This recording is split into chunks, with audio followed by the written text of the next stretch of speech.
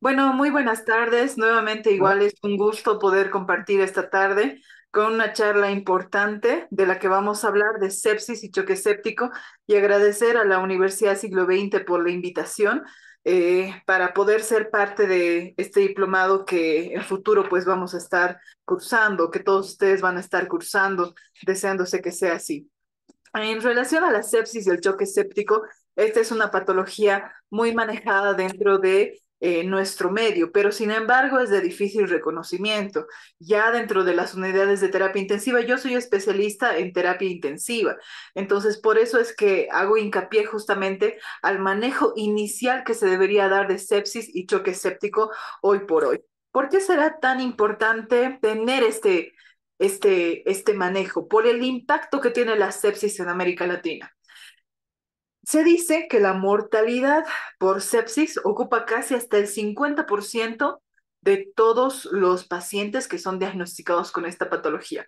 Pero esto está asociado no solamente al alto costo que tiene la sepsis en nuestro medio y en el manejo que al final es tratado en terapia intensiva, sino está relacionado con los determinantes de la mortalidad. ¿Qué determinantes estarán asociados a la muerte por sepsis en los pacientes de terapia intensiva y al final los pacientes que son diagnosticados con sepsis? Factores del paciente. ¿Qué factores del paciente estarán implicados acá? Por ejemplo, en nuestro medio, y eso hablábamos la anterior semana con mis estudiantes, que muchos de nuestra población, pues primero va, antes de ir a un médico de primer nivel, cuando se empieza a sentir mal, primero va y acude hacia la medicina tradicional.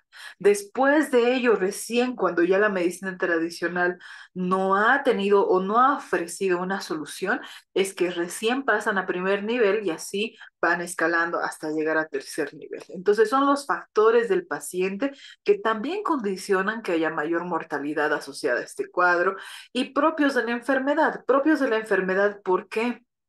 Porque realmente hay personas que son diagnosticadas de hipertensión, de diabetes, de enfermedad renal crónica, de tuberculosis o que están secueladas por tuberculosis y que no saben la condición a la que están expuestas y que puede condicionar, por lo tanto, a desarrollo de una sepsis y mortalidad mucho más rápido que otras personas sanas.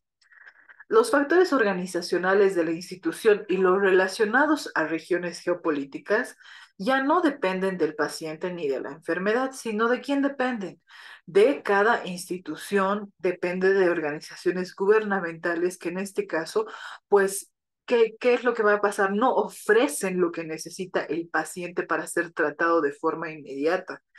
Acá está, por lo tanto, que estas personas, al no tener una falta de al tener una falta de reconocimiento de la enfermedad, lleguen tarde a ser tratados en las unidades de cuidados intensivos y por lo tanto haya una falta de tratamiento incluso de los médicos que también están derivando cuando ven pacientes en este estado. Los factores que se relacionan a regiones geopolíticas lo vivimos mucho dentro de nuestra sociedad, porque acá en nuestra población hay falta de acceso a los cuidados en salud. Hay muchas poblaciones, hay muchas zonas rurales que no tienen acceso a un centro de salud básico, ¿no? Entonces, por lo tanto, hay inequidad en salud, derivación tardía a este paso y por lo tanto falta de tratamiento y una vez más falta de reconocimiento de la enfermedad. Realmente, ¿cómo nosotros hacemos el diagnóstico? Todo esto se ha ido actualizando, ¿no? Así como ahora tenemos al tercer consenso de sepsis 3, que de hecho esto fue tocado desde el año 2016, se han ido revocando nuevas definiciones para establecer un diagnóstico precoz del diagnóstico de sepsis. Antes se hablaba del SIRS, ¿no? Comentábamos incluso cuando lo estudiábamos del síndrome de respuesta inflamatoria sistémica, en el cual hablábamos de la temperatura, de la frecuencia cardíaca, de la taquipnea, del recuento celular. Sin embargo, cuál era la desventaja del SIRS? Que teníamos que tener un laboratorio para poder actuar con el paciente. Incluso miren acá en taquipnea, tendríamos que tener nosotros una gasometría. Sin embargo, ahora ha estado siendo reemplazado por el Quick SOFA. El Quick SOFA ya nos da ventanas, más bien nos habla de ventanas clínicas que nos ayuden a permitir un diagnóstico de sepsis precoz y saber si este paciente se va a complicar. ¿Cuáles son nuestras ventanas? La neurológica a través del Glasgow con un puntaje menos de 13 puntos, una presión arterial sistólica de menos de 100 milímetros de mercurio y una frecuencia respiratoria de más de 22 respiraciones por minuto. Si nosotros vemos a un paciente con por lo menos dos de estas características, ya es sugestivo de que este paciente va a evolucionar a un choque séptico.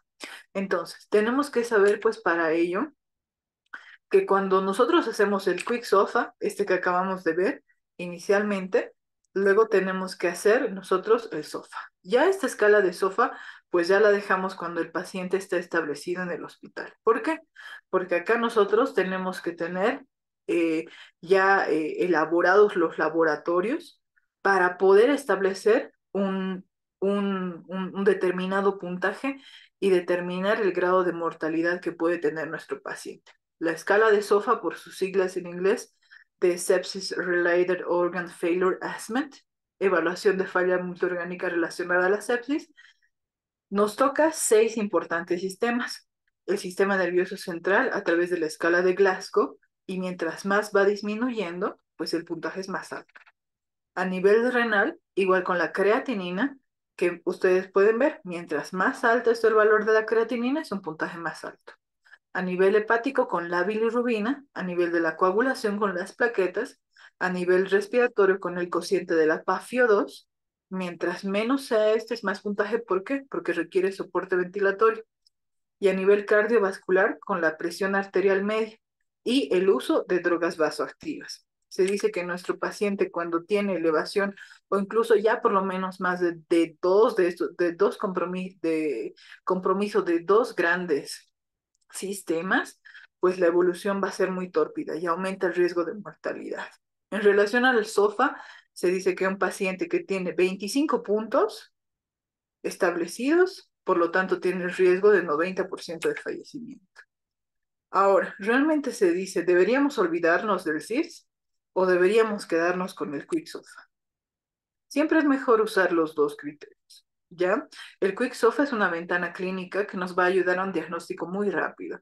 Y si inmediatamente tenemos también un control laboratorial, evalúen también el CIRS. Por eso, si bien el CIRS lo hemos ido desechando, nos hemos ido olvidando, en el tercer consenso vamos a ver qué tan importante vuelve a ser el CIRS. Y evidentemente, el REDS es el Sistema Rápido de Triaje y Tratamiento de Emergencia. ¿Por qué puse esta tabla? Porque también ayuda a diagnosticar sepsis en un 92% en los pacientes que nosotros atendemos. Igual evalúa la vía aérea, igual evalúa la función cardíaca, igual evalúa el estado de conciencia y la presencia de petequias. Acá las petequias ya nos dicen un compromiso hematológico, ¿verdad? Entonces diagnostica la sepsis hasta en un 92%. ¿Ustedes con qué tienen que familiarizarse? Con este tipo de escalas que van a permitir hacer un diagnóstico precoz de una patología potencialmente mortal, ¿verdad? Muy bien. Entonces, el tercer consenso de sepsis, ¿de qué nos habla? Por eso se dice sepsis 3, porque nos habla del tercer consenso que ha sido publicado el año 2016 y en la cual se han establecido nuevas definiciones de sepsis. Antes, por sepsis, nosotros decíamos es una infección grave que genera un compromiso multisistémico. De esa manera iban las definiciones en sepsis 1, en sepsis 2. Sin embargo, acá en el tercer concepto, en el tercer consenso, en sepsis 3, pues ya hablamos de que la sepsis es una disfunción orgánica que es potencialmente mortal y está causada por una respuesta disregulada del huésped o desregulada del huésped a una infección, ¿verdad? Entonces, ¿qué significa? De que en la sepsis ya hay una falla orgánica, en este caso por una infección que disregula una respuesta de nosotros. Y ahora, ¿cómo se define choque séptico? Porque esta definición que les mostré anteriormente es de sepsis. ¿Cómo definimos choque séptico? Es más bien un subconjunto de la sepsis, donde hay anormalidades celulares, metabólicas y que son tan profundas y que aumentan más la mortalidad. Se dice que cuando el paciente tiene el diagnóstico de sepsis, la mortalidad es de un 20%. Pero cuando ya nosotros establecemos el diagnóstico de choque séptico, incrementamos la mortalidad hasta en un 40%. La definición de choque séptico va a estar basada en lo que nosotros observemos en el paciente. Ahí vamos a observar las anormalidades celulares. Va a haber hipotensión, que va a requerir vasopresores, y una presión arterial, para mantener presiones arteriales medias más de 65 milímetros de mercurio. ¿Qué quiere decir? Que nuestro paciente va a estar con presiones bajas, con presiones arteriales medias menos de 65 milímetros de mercurio, y nosotros vamos a tener que colocar vasopresores para mejorar esa presión. No se olviden que todos los órganos funcionan con presiones arteriales medias más de 65 milímetros de mercurio. Y el lactato está producido por un metabolismo anaerobio. Cuando este lactato supere los 2 milimoles litro, complementa a nuestro diagnóstico. Acá, en este estudio de Daniel de Baker, muestra la microvasculatura sublingual de un paciente sano, como ustedes pueden ver, donde toda la microvasculatura está totalmente íntegra, significa que hay una perfusión adecuada a nivel sublingual. ¿Por qué sublingual? Porque de hecho es un músculo altamente irrigado, la lengua, ¿verdad? Pero que en periodos de estrés hemodinámico o de inestabilidad hemodinámica, pues puede condicionar y llevar a esto. Como ustedes pueden ver en este caso, los caminos que sigue la circulación son como pila de monedas, ¿verdad? Están algunos totalmente ocluidos, si se puede decir como en este caso, y algunos que tratan de pasar la circulación por donde puede. ¿Y por qué se da esto en una situación de sepsis? Por una microtrombosis generalizada. Bien, entonces, se dice antes se decía, bueno, y de hecho también se sigue manejando, que el choque séptico pertenece al grupo del choque llamado distributivo. Pero en realidad, si fisiopatológicamente nosotros vemos esto, no es un choque distributivo, porque no hay una alteración en la distribución de la sangre, sino más bien es un choque vasodilatado, porque hay disminución de las resistencias vasculares y hay un gasto cardíaco elevado. Ahora, ¿cómo nosotros podemos ver cómo se disminuyen estas resistencias vasculares y por lo tanto hay un llenado capilar muy pobre de los pacientes? A través del famoso Mutlin Score.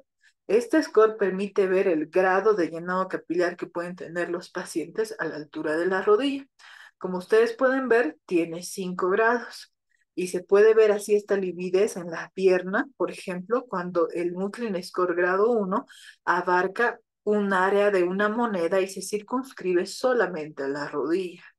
Cuando es grado 2 ya es superior a la rótula, cuando es grado 3 hasta la mitad del muslo, cuando es grado 4 hasta el ingle y cuando es grado 5 se extiende mucho más allá de la ingle, ¿verdad? Y por lo tanto, en un Muslin Score grado 5 significa que un paciente está en un estado de hipoperfusión severa. Entonces, si nosotros clínicamente vemos llenado capilar retardado, piel moteada, oliguria o anuria, y aparte de eso vemos encefalopatía, y todo está acompañado de una infección, pues estamos ante un paciente con sepsis. Este artículo, que siempre yo lo comparto, porque nos habla cómo nosotros, a la cabecera del paciente, podemos diagnosticar si un paciente está con un choque vasodilatado, dependiendo de la amplitud de la pletismografía cuando lo monitorizamos simplemente, ¿verdad? Entonces esto puede permitir ver patrones, te permite ver patrones donde tú puedes considerar un choque vasodilatado y por lo tanto ver el grado de severidad en el que se encuentra este paciente, ¿no? Entonces, si estamos si logramos con todos ustedes vernos en el diplomado, pues vamos a analizar un poco más profundamente este artículo. Bien, entonces, el choque séptico, como habíamos dicho, era una presión arterial baja, ¿verdad? Con presiones arteriales medias menos de 65 y que tenía que tener una hiperlactatemia de más de 2. Sin embargo, pues este estudio de Andrómeda Shock es uno de los estudios que se ha llevado en Latinoamérica. Se ha llevado a cabo por el doctor Glenn Hernández y justamente ha estudiado pacientes con inestabilidad cardiovascular acá en Chile. Ellos han determinado que si bien nosotros definimos así choque séptico con hipotensión y con hiperlactatemia, los pacientes que tenían lactato mayor a 1 igual han mostrado alta mortalidad. Entonces, el lactato mayor a 1 de plano, nada más por ser parte de un metabolismo anaeróbico, más una hipotensión, demuestran que por lo tanto este paciente ya con diagnóstico de choque séptico tiene alto riesgo de fallecimiento, ¿no? Por eso han evaluado la mortalidad hacia los 28 días. Bien, ahora, ¿el lactato realmente será importante para el manejo, para el tratamiento, para el pronóstico? Esa es una gran pregunta. ¿Por qué? Porque el lactato puede estar inducido por estrés adrenérgico y no necesariamente puede ser condicionante de una hipoperfusión. Por ejemplo, pacientes que convulsionan son pacientes que van a tener lactato alto, sobre todo en el periodo convulsivo y no está bien relacionado a una baja disponibilidad de oxígeno. Ahora, el hecho de que exista lactato normal tampoco implica que exista un metabolismo normal, ¿verdad? Entonces, por eso acá, ¿qué es lo que se dice? El lactato sí es un marcador, pero de pronóstico. ¿Qué quiere decir? Habíamos dicho que en el choque séptico tiene que ser más de 2 o más de 1, según el estudio de Andrómeda Shock.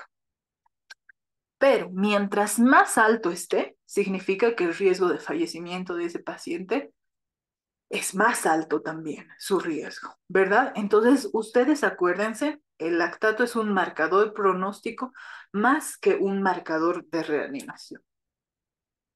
Bien, ahora, ¿qué otros marcadores o qué otros índices también tenemos? El índice de choque diastólico, frecuencia cardíaca dividido entre presión arterial diastólica.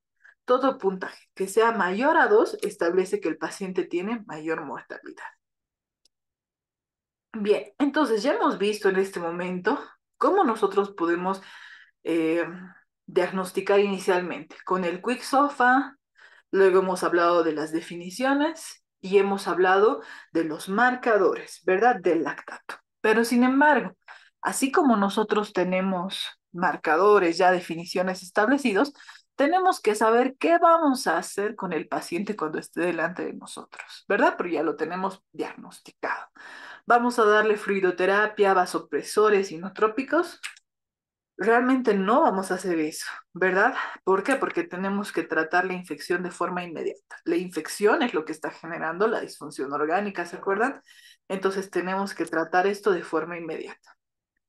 Ahora, existen guías, en este caso la campaña de Sobreviviendo a la Sepsis nos habla de todo el tratamiento que tiene que ser guiado cuando nosotros estamos delante de un paciente con sepsis. Por algo también existe la famosa hora de oro en sepsis. Y por lo tanto, el manejo debe ser basado en estas guías para tratar de salvar a los pacientes cuando ellos estén siendo diagnosticados. ¿Qué recomienda esta guía? Recomienda administrar antimicrobianos idealmente en la primera hora del reconocimiento. ¿Ven? Entonces, es una recomendación fuerte para empezar que iniciemos antibióticos. Para eso, ¿qué tenemos que saber? El perfil epidemiológico de donde estemos, ¿verdad? Por ejemplo, acá en Bolivia, pues la mayoría de los cultivos por infecciones urinarias en pacientes diabéticos están asociados a Escherichia coli. ¿Verdad? Entonces, iniciar antibióticos de acuerdo al perfil epidemiológico que tenemos en cada centro de salud y de esa manera no retrasar el inicio de antibióticos. No decimos nosotros, no lo digo yo, lo dicen las guías de sobreviviendo a la sepsis, ¿verdad? ¿Y qué más debe asociarse a eso? Que todo foco quirúrgico, todo foco séptico debería ser resuelto menos de 12 horas. Ustedes diagnostican a un paciente que ya está inestable con apendicitis aguda, colicitis aguda, los anestesiólogos, los cirujanos no pueden impedir ingresar a quirófano. Puede estabilizarse desde el punto de vista de anestesiología, que maneja la parte hemodinámica, y tratar de resolver el foco quirúrgico lo más antes posible. Por eso también existen estos estudios. En este caso es un estudio mexicano de sepsis abdominal. No es un estudio, sino más bien recaba toda la información para evaluar índices, en este caso el índice de peritonitis de Mannheim, que determina la mortalidad hasta el 70% de los pacientes que son diagnosticados con los siguientes factores, que son mayores de 50 años, que son mujeres, que tienen falla orgánica, que han tenido un tiempo de evolución de más de un día, que tienen líquido fecaloideo que está saliendo por algún drenaje tal vez, ¿verdad? Entonces, cuando completan más de 26 puntos, pues en este caso, pues vean ustedes, tiene más riesgo de mortalidad. Y acá también establece el nomograma de Kiewit, que en este caso, ¿para qué está establecido esto? Para reintervenir quirúrgicamente nuevamente cuando ya sean diagnosticados por sepsis abdominal. ¿Qué quiere decir? Un paciente en su posoperatorio, ustedes lo están viendo, entonces ustedes ven si ha defecado o no, si tiene requerimiento de inotrópicos, si está febril o está hipotérmico, si está taquicárdico, cómo está la hemoglobina en este caso, si está más de 8 o ha bajado menos 8 puntos. Entonces, de esa forma permite establecer decisiones para reintervenir quirúrgicamente a un paciente que está evolucionando de forma desfavorable en su posoperatorio. Entonces cambien paradigmas, ¿no? Tienen que tomar cultivos donde ustedes estén. No solamente acá yo le puse emergencias, porque evidentemente tal vez en la emergencia es donde se diagnostiquen estos pacientes, pero ustedes pueden estar en la consulta externa e inmediatamente tienen que tomar cultivos e iniciar antibiótico terapia, ¿verdad? Porque eso dicen nuestras guías. Iniciar antibióticos de amplio espectro de acuerdo al perfil epidemiológico y tratar de estabilizar al paciente, ¿verdad? No esperar tal vez a que llegue al servicio y recién esperar ser tratado. A eso me refiero. Bien, ¿cómo va a ser el manejo hemodinámico? ¿Basado en fluidos o vasopresores? Si comenzamos por los fluidos, primeramente tenemos que hablar de este estudio del año 2020, en el cual evalúa justamente, y es parte del estudio de Andrómeda Shock, y evalúan justamente la respuesta que han tenido a fluidos los pacientes que han estado con diagnóstico de choque séptico precoz, ¿verdad? ¿Qué quiere decir? Que los han diagnosticado con choque séptico. ¿Qué han visto en ellos? Les han puesto líquidos, les han puesto Ringer lactato fisiológico, lo que ellos tenían a la mano, pero han visto quiénes han respondido y quiénes no han respondido, ¿verdad? En los respondedores a fluidos, ellos han visto que en la hora cero hasta la primera hora, han respondido en 100%. Pero a la segunda hora se han dado cuenta que estos pacientes pues ya no respondían tanto a líquidos. Y a las 8 horas ya básicamente no respondían casi nada a los líquidos que seguían administrando. Y aquellos pacientes con diagnóstico de choque séptico que no han respondido a la hora cero, jamás respondieron hasta las 8 horas cuando le seguían dando volumen. ¿A qué quiere llegar este artículo? Que inicialmente debemos dar en la primera hora, debemos aportar con volumen, con líquidos a los pacientes, pero solamente en la primera hora, porque fíjense, a las 2, 4, 8 horas no hay respuesta. Y si un paciente no les ha respondido en la hora cero o una hora, no va a responder nunca. Entonces, ¿qué nos dicen nuevamente las guías de sobreviviendo a la sepsis? Nos dice, como primera línea, usted tiene que usar cristaloides para la resucitación, con una recomendación fuerte. Si no responde, tiene que usar noradrenalina. Entonces, igual con una recomendación fuerte. Entonces, ya no es primero fluido y luego vasopresor, sino es primero fluido, un reto, y luego vasopresor de forma inmediata, ¿verdad? ¿A qué dosis? A una dosis de 4 ml kilogramo de peso, ¿verdad? ¿Por qué? Porque antes se decía que debíamos dar a 30 ml kilogramo, pero hay pacientes obesos, entonces algunos podemos llegar a administrar 3.000 ml de líquidos y de hecho podemos complicarlos, ¿verdad? ¿Por qué podríamos complicarlos? Porque la misma sobrecarga puede llevar a mortalidad. Y este estudio de Malbrain del año 2018 ha tratado de demostrar cómo la sobrecarga de fluidos innecesarios puede condicionar hasta edema miocárdico. Y luego nosotros nos podemos preguntar, pero ¿por qué se ha muerto, no? Si nosotros hemos reanimado al paciente con volumen, le hemos puesto 4.000 creyendo que estaba bien, y pero vean, por más de que no se vea, no significa que no exista, ¿no? Edema miocárdico, edema pulmonar, congestión hepática, edema cerebral. Entonces, al final, ¿esto qué condiciona? Que el paciente fallezca. Entonces, vamos a dar un reto de volumen. ¿Con cuánto habíamos dicho? Con 4 ml kilogramo de peso. Inmediatamente colocamos el volumen y tenemos que añadir vasopresores. ¿Qué vasopresor nos va a generar este tipo de presión? La noradrenalina, que es el ideal porque es el que menos arritmias genera. ¿A qué dosis? De 0,02 a 3 microgramos por kilogramo hora. Hay otros vasopresores, vasopresina, terlipresina, azul de metileno, celepresina, angiotensina, sin embargo, no los tenemos en nuestro medio. Pero yo lo publico obviamente para que ustedes puedan saber que estos sí existen también. ¿Qué consideraciones básicas en este caso pues tenemos? Saber si nuestro paciente está deshidratado. No va a ser lo mismo un paciente con una neumonía que un paciente con una apendicitis aguda. Ambos son pacientes sépticos, pero el paciente con apendicitis por lo menos debe tener 3 días no comiendo, a diferencia de la neumonía. Entonces tienen que evaluar eso, si está francamente deshidratado, si puede tolerar la vía oral, si ha estado en ayuno prolongado, si hay signos de deshidratación. Ahora, ¿qué pacientes pueden tolerar volumen? Si son pacientes cardiópatas, no vamos a dar tanto volumen, ¿verdad?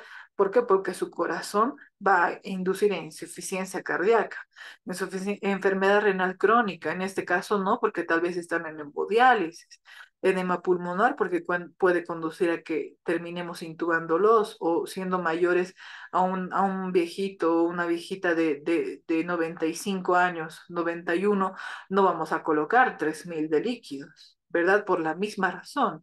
Entonces ustedes tienen que ver si puede tolerar o no el volumen y evaluar la tolerancia.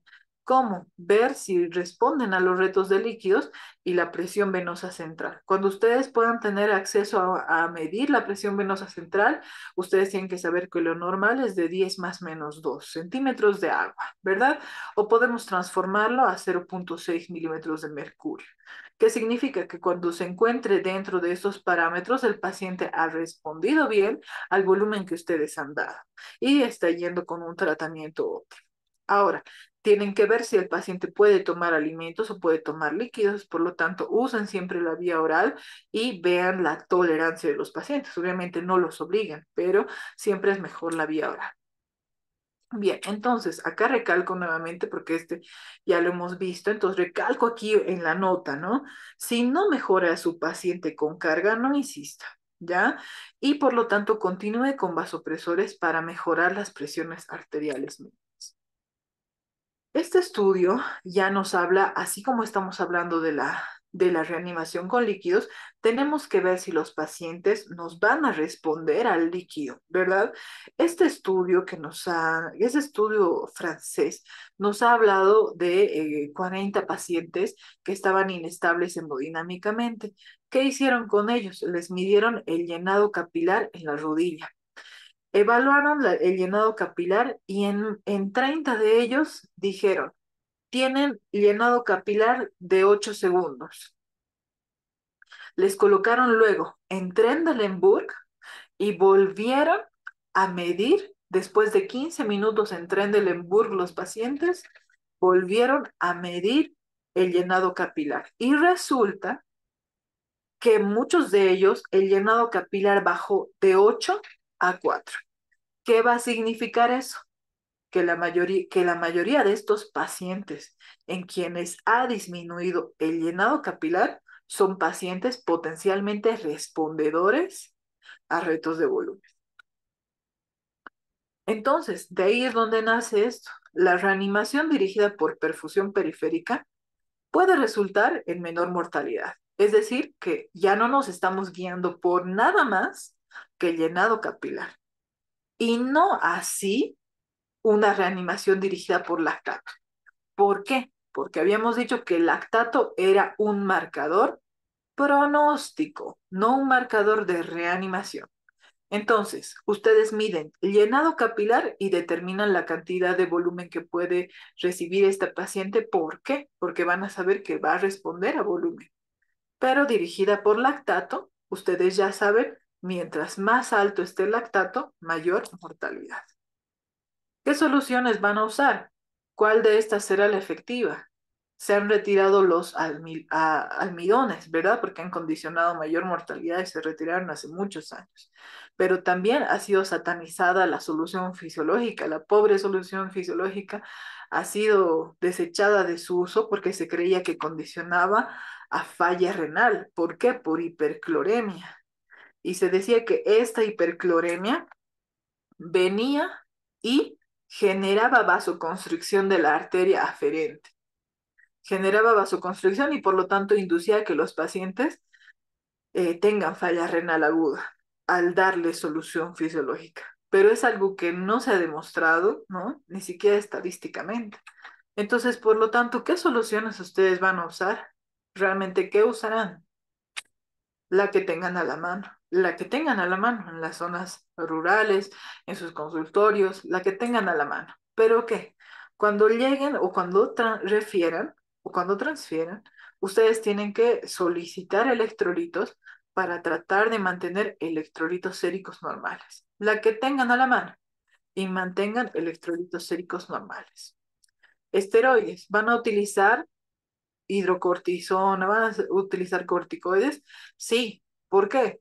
No previene, vean bien, no previene el choque séptico, pero sí disminuye la mortalidad y el tiempo que un paciente puede estar en este periodo de choque. Por lo tanto, ¿a qué dosis tienen que administrar? A una dosis de 200 miligramos al día o de 50 miligramos fraccionado en 4 tomas, o sea, en 4 ocasiones, 50 miligramos cada 6 horas. Bien, básicamente se habla mucho del tercer consenso y de estas guías que están basadas para el manejo de sepsis y choque séptico. Yo sugiero y siempre aconsejo darle mucha mayor lectura a estas dos grandes referencias bibliográficas. Como conclusión, ¿qué podemos decir? Que la sepsis es un problema de salud pública, sí, evidentemente. Por eso se tiene que empezar a manejar y reconocer a la sepsis desde las bases, ¿verdad?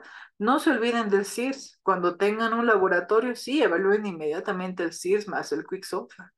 Diagnostiquen y traten tempranamente, no duden de ello. Resuelvan el foco séptico quirúrgico en menos de 12 horas. No hay la inestabilidad hemodinámica que primero se resuelva y luego entra a quirófano, eso no existe, ¿verdad? Porque mientras más horas pasan, el paciente puede fallecer. Inicien vasopresores, prueben con fluidos, usen cristaloides, pero verifiquen electrolitos. Consideren el uso de esteroides. No se olviden que también los esteroides, cuando ustedes utilicen hidrocortisona, puede condicionar a hiperglicemia, ¿verdad? Entonces, esta hiperglicemia también puede empeorar el estado de sus pacientes. Por eso es que dice consideren el uso. Descarten más causas de choque, soliciten ecocardiograma y evalúen la falla sistólica porque han visto que hay edema miocárdico. Entonces los pacientes pueden llegar a tener esto y requerir inotrópicos. Y siempre eduquen a los demás, a médicos, enfermeras, al plantel administrativo de sus centros de salud y cambien los paradigmas para que el tratamiento pueda comenzar mucho más pronto. Por eso es que existe la hora de oro. Entonces, la hora de oro en sepsis, ¿en qué estará basada? En que tengamos un lactato que nos confirme el choque séptico, que nosotros iniciemos cultivos y que iniciemos antibióticos, que demos líquidos y que también iniciemos vasopresores para mantener con vida a esas células del paciente. Nuevamente recalco, el Día Mundial de la Sepsis es el 13 de septiembre. ya nos vamos a ir acercando a un nuevo año. En esta fecha se conmemora todas las muertes de los pacientes que han sido diagnosticados con sepsis. Lamentablemente, pese a que el COVID se ha llevado 6 millones de personas, 6.000 millones, no me acuerdo muy bien el dato puntual, 6 millones de personas fallecidas por COVID a nivel mundial, se dice que pese a que el COVID ha sido tan letal, la sepsis, aún así, por más de 50 veces, es el líder en la muerte a nivel mundial, en las tasas de mortalidad a nivel mundial. Por eso es que tiene un día justamente para recapitular todo lo que acabamos de ver y tratar de ver nuevos métodos para un diagnóstico precoz y un tratamiento precoz y óptimo. Parece que no hay ninguna pregunta, Adriana. Bien, yo les agradezco por la audiencia, a toda la audiencia que está presente. Y bueno, pues si están decididos en tomar el diplomado, ahí nos vamos a ver en uno de los módulos. Muchas gracias. Buenas tardes.